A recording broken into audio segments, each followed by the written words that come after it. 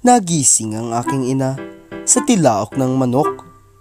Dali-dali na siyang nagbangon para magluto ng almusal.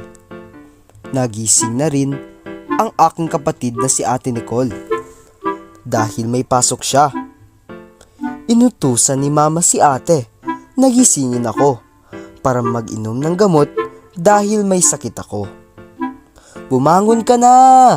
Kumain ka na ng almusal para makainom ka na ng gamot mo," sabi ng aking kapatid. Sa pagbangon ko, tila bang dalawa ang nakikita kong bagay. Kahit iisang bagay lamang yun. Nagdiretso muna ako sa CR dahil ihing-ihi na ako. Pagkabukas ko ng pinto ng CR, ay napakalamig.